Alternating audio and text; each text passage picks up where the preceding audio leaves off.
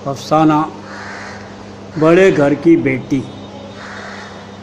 मुसन्निफ Munshi Premchand. Part 1। बीनी माधो सिंह मौजा गौरीपुर के ज़मींदार और नंबरदार थे। उनके बुज़ुर्ग किसी ज़माने में बड़े साहिब सरवत थे। पुख्ता तालाब और मंदिर उन्हीं की यादगार थी। कहते हैं उस दरवाजे पर पहले हाथी झूमता था। उस हाथी का मौजूदा नेमुल बदल एक बूढ़ी भैंस थी, जिसके बदन पर गोश्त तो न था, मगर शायद दूध बहुत देती थी, क्योंकि हर वक्त एक न एक आदमी हांडी लिए उसके सर पर सवार रहता था। बीनी माधो सिंह ने निफ्स से जायद जायदाद वकीलों की नज़र की और अब उनकी सालाना आमदनी 1000 से जायद न थी।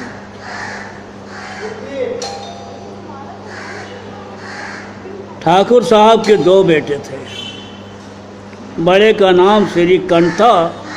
उसने एक मुद्दत दराज की जानकारी के बाद बीए की डिग्री हासिल की थी और अब एक दफ्तर में नौकर था। छोटा लड़का लाल बहादुर सिंह दोहरे बदन का सजीला नौजवान था। परा हुआ चेहरा, चौड़ा सीना, भैंस का 2 सेर ताज़ा दूध नाश्ता कर जाता था। श्री कंठ उससे बिल्कुल मुतज़ाद थे। इन ज़ाहरी खूबियों को उन्होंने 2 अंग्रेज़ी हुरूफ बीए पर कुर्बान कर दिया था। उन्हें इन्हीं 2 हरफों ने उनके सीने की कुशादगी, कद की बुलंदी, चेहरे की चमक सब हजम कर ली थी। ये हज़रत अब अपना वक्त फुर्सत तब के मुतायला में सर्फ करते थे। आयुर्वेदिक दवाओं पर ज़्यादा अकीदा था। शाम सवेरे उनके कमरे से अक्सर खरल की खुशगवार पहम सदाएं सुनाई दिया करती थी। लाहौर और कलकत्ता के वेदों से बहुत खतों की दावत रहता था। श्रीकंठ उस अंग्रेज़ी डिग्री के बावजूद अंग्रेज़ी मुआशियत के बहुत मद्दा न थे, बल्कि उसके बरक्स वो अक्सर बड़ी शद्दो मद से उसकी मज़म्मत किया करते थे। इसी वजह से गांव में उनकी बड़ी इज्जत थी। दशहरे के दिनों में वो बड़े जोश रामलीला में शरीक होते और ख़ुद हर रोज़ कोई न कोई रूप भरते।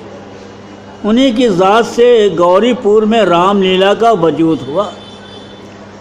पुराने रस्म व रवाज का उनसे ज़्यादा पुरजोश वकील मुश्किल से कोई होगा। खुसूसन मुश्तरका ख़ानदान के वो ज़ेर दस्त हामी थे, ज़बरदस्त हामी थे। आजकल बहुओं को अपने कुंबे के साथ मिलकर रहने में जो वहशत होती है, उसे वो मुल्क और कौम के लिए फ़ाल बद ख्याल करते थे। यही वजह थी कि गांव की बहुएं उन्हें मकबूलियत की निगाह से ना देखती थी। बाज़ शरीफ ज़ादियाँ तो उन्हें अपना दुश्मन समझती थी। खुद उन्हीं की बीवी उनसे इस मसले पर अक्सर ज़ोर शोर से बहस करती थी, मगर इस वजह से नहीं कि उसे अपने सास ससुर देवर जेठ से नफ़रत थी, बल्कि उसका ख्याल था कि अगर गम खाने और तरह देने पर भी कुंबे के साथ निभा ना हो सके तो आए जिनकी तकरार से ज़िंदगी तल्ख करने के बजाय यही बेहतर है कि अपनी खिचड़ी अलग पकाई जाए। आनंदी एक बड़े ऊंचे ख़ानदान की लड़की थी। उसके बाप एक छोटी सी रियासत के तौल्लुक़दार थे। आलीशान महल, 1 हाथी, 3 घोड़े, 5 वर्दीपोश सिपाही, फिटन पहेलियाँ, शिकारी कुत्ते, बाज़ बहरी शक्रे, जर्रे, फर्श, फरोश, शीशा, आलात ऑनरी मजिस्ट्रेटी और कर्ज जो एक मुअज़्ज़िज़ तौलकादार के लाजिम हैं, वो इन सब से बहरादार थे। भैयूब सिंह नाम था। फराख दिल हौसलामंद आदमी थे, मगर किस्मत की खूबी लड़का एक भी न था। 7 लड़कियां ही लड़कियां हुईं और 7 जिंदा रही। अपने बराबर ज़्यादा ऊंचे ख़ानदान में उनकी शादी करना अपनी रियासत को मिट्टी में मिलाना था। पहले जोश में तो 3 शादियां उन्होंने दिल खोल कर की, मगर जब 15-20 हज़ार के मकरूज हो गए तो आंखें खुली, हाथ समेट लिया। आनंदी चौथी लड़की थी, मगर अपनी सब बहनों से ज़्यादा हसीन और नेक। इसी वजह से ठाकुर भैयूब सिंह उसे बहुत ज़्यादा प्यार करते थे। हसीन बच्चे को शायद उसके माँ बाप भी ज़्यादा प्यार करते हैं। ठाकुर साहब बड़े पसो पेश में थे कि उसकी शादी कहाँ करें। न तो यही चाहते थे कि कर्ज का बोझ बढ़े, और न ही मंजूर था कि उसे अपने आप को बदकिस्मत समझने का मौका मिले। एक रोज़ श्रीकंठ उनके पास किसी छंते के लिए रुपया मांगने आए। शायद नागरी प्रचार का चंदा था। भूप सिंह उनके तौर तरीक़ पर रीझ गए, खींच तान कर जायचे मिलाए गए और शादी धूमधाम से हो गई। आनंदी देवी अपने नए घर आईं तो यहाँ का रंग ढंग कुछ और ही देखा। जिन दिलचस्पियों और तफरीहों की वो बचपन से आदी हो रही थी, उनका यहाँ वजूद भी न था। हाथी घोड़ों का क्या जिक्र, कोई सजी हुई खूबसूरत बहनी भी न थी। रेशमी नीली पर 7 माही थी, मगर यहाँ बाग कहाँ। मकान में खिड़कियाँ तक न थी, ज़मीन पर फर्श, न दीवारों पर तस्वीरें। ये एक सीधा सादा दहकानी मकान था। आनंदी ने थोड़े दिनों में इन तब्दीलियों से अपने तईं इस कदर मानूस बना लिया, गोया उसने तकल्लुफ़ात कभी देखे ही नहीं।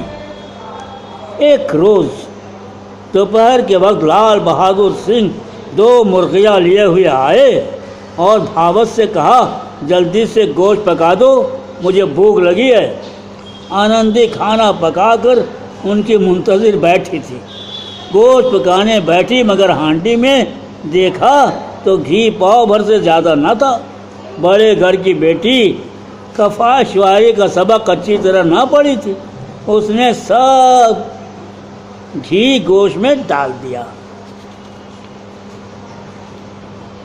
लाल बहादुर सिंह खाने बैठे तो दाल में घी न था। बोले, दाल में क्यों नहीं छोड़ा? आनंदी, आज तो कल पाव भर था, वो मैंने गोश्त में डाल दिया। जिस तरह सूखी लकड़ी जल्दी से जल उठती है, उसी तरह भूख से बौला इंसान ज़रा ज़रा सी बात पर तुनक जाता है। लाल बिहारी सिंह को भावच की ज़बान दराजी बहुत बुरी मालूम हुई। तीखा होकर बोला, मैके में तो चाहे घी की नदी बहती हो,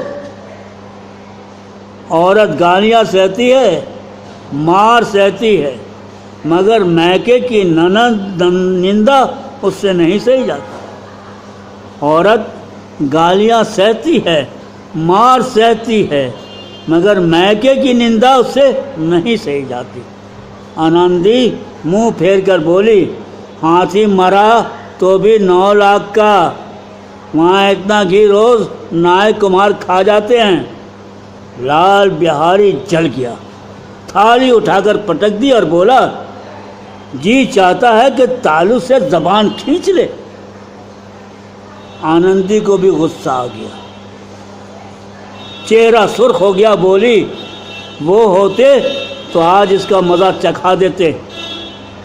अब तो जवान उज्जत ठाकुर से ज़ब्त ना हो सका। उसकी बीवी एक मामूली ज़मींदार की बेटी थी। जब जी चाहता था उस पर हाथ साफ कर लिया करता था। खड़ा उठाकर आनंदी की तरफ जोर से फेंकी और बोला, जिसके गुमान पर फूली हुई हो उसे कभी देखूंगा तो और तुम्हें भी। आनंदी ने हाथ से खड़ा रोकी, सर बच गया मगर उंगली में सख्त चोट आई। गुस्से के मारे हवा में हिलते हुए पत्ते की तरह कांपती हुई अपने कमरे में आकर खड़ी हो गई। औरत का जोर और हौसला, गुरूर और इज्जत मर्द की ज़ात से है। उसे शौहर की ताकत और मर्द की हिम्मत का घमंड होता है। आनंदी खून का घोंट पीकर रह गई।